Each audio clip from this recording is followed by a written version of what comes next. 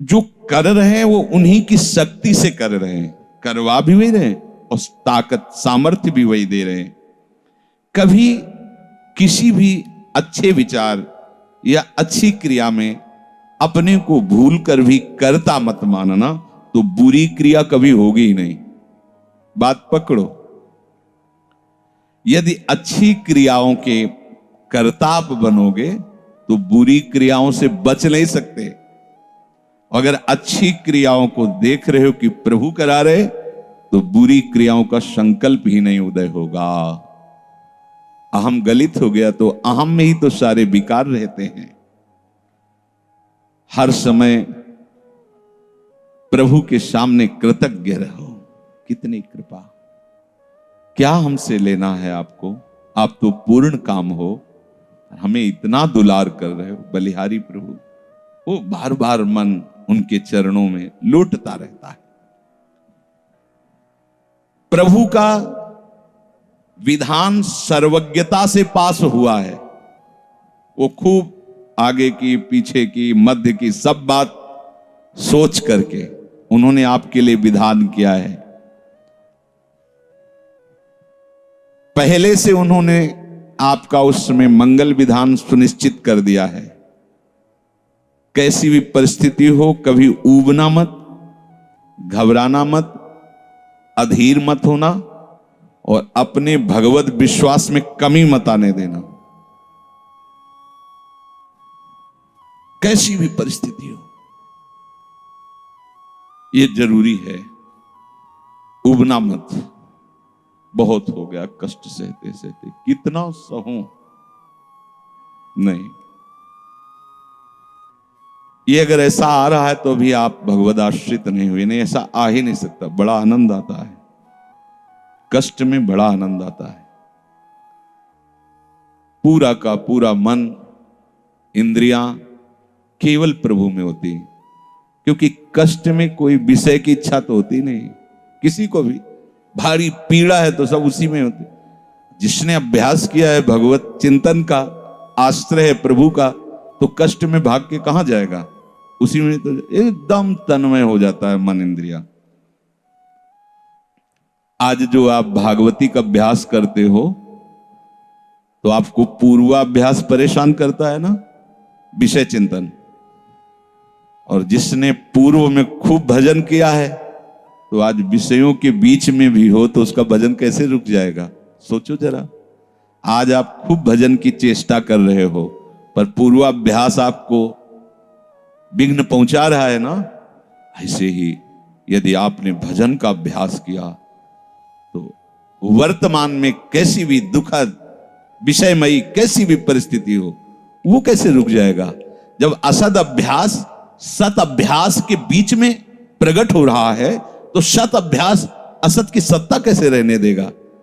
इसीलिए जो भजन परायण जन होते, भारी से भारी विषम परिस्थिति में भी हर समय भजन करना नहीं होता, भजन नृत्य करता है, वो निहाल हो जाता है। सुख किसे कहते तब आप जानेंगे, सुख का परिचय तब आप जानेंगे जब इतना भरोसा हो कि कैसी भी परिस्थिति हो, उबना नहीं, घबराना नहीं, अधीर मत होना और विश्वास में कमी मत आने देना।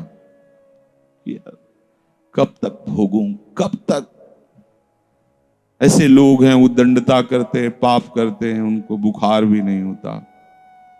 भजन में लगे लोगों को देखो कितना कष्ट। ये क्या है प्रभु, कम से कम उनका शरीर स्वस्थ रखो तो आपका यश गा रहे भजन। उनका विधान सर्वज्ञता से भरा हुआ है। तुम अल्पज्ञ हो, तुम वर्तमान की बात सोच रहे हो। वो तीनों कालों को देखकर निर्णय करके परिस्थिति दिया, इसलिए मस्त रहो उनके भरोसे पर। कभी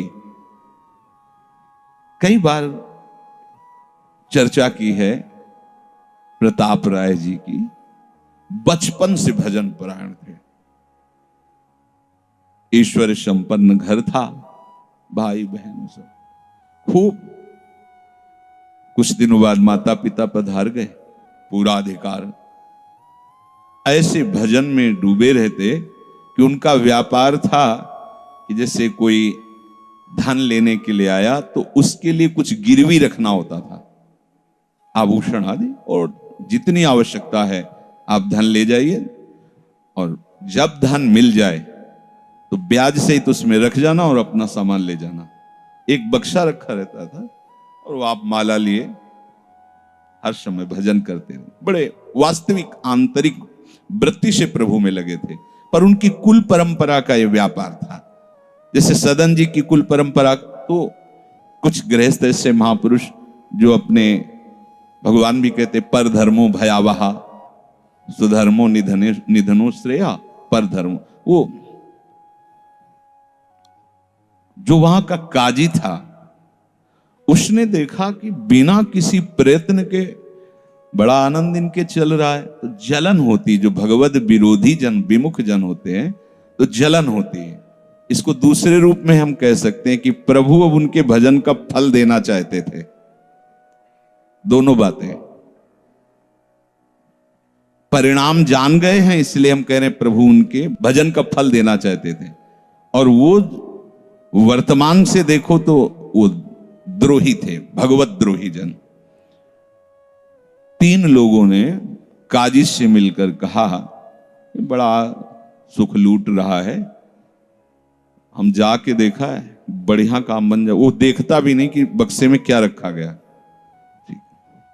तो कुछ कंकड़ ऐसे झोली में, पहले थैली टाइप की झोली होती, गए, प्रणाम किया और कहा हमें 10,000 रुपए की आवश्यकता है, यहां लिखो, दस्तखत, तारीख, दिन, और चेक भी नहीं करे। वो इतने विश्वास परायण भक्त थे, अभी तक ऐसा कुछ हुआ भी नहीं था। 10,000 रुपए दे। थोड़ी देर में दूसरा आ गया, थोड़ी देर में तीसरा आ गया, धन था, दे दिया। 2-3 दिन बाद एक आया और 10,000 का ब्याज, 10,000 रुपए उनका, अपनी जहां रखा हो निकाल लीजिए।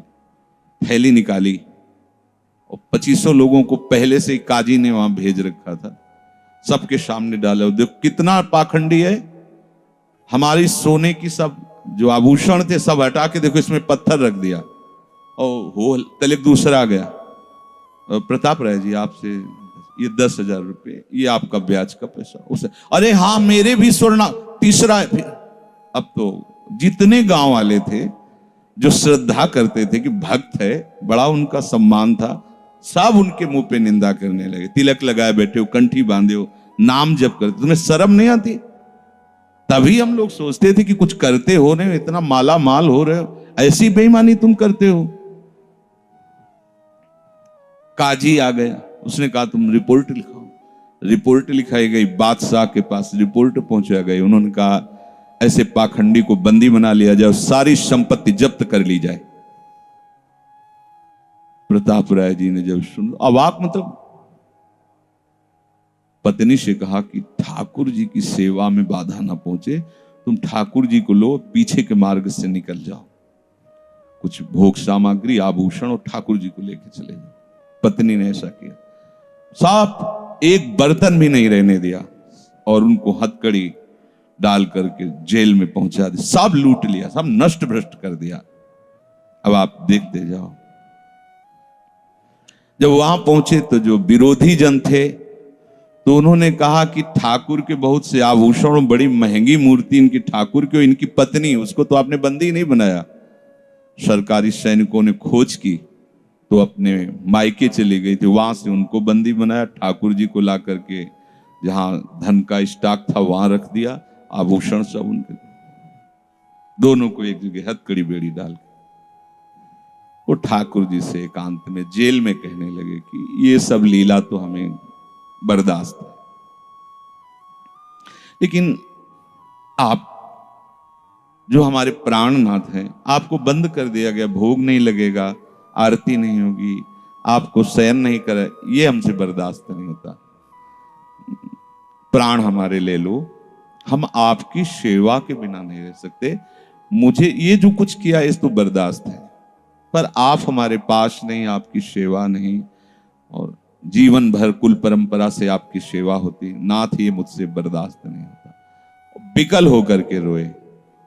तो वहीं गलबैया दिए प्रिया प्रीतम जेल में ही प्रकट हो गए, निहाल कर दिया। आगे जो बड़ा चरित्र है, हम ये बताना चाहते हैं कि देखने में तो हमें लगा कि देखो ऐसे महान भक्त के जीवन में कैसी परिस्थिति आई, पर परिणाम देखकर हम ये कह सकते हैं कि ये फल वृत्ति आई, पूरे जीवन के भजन का फल कि सच्चिदानंद प्रभु का साक्षात दर्शन।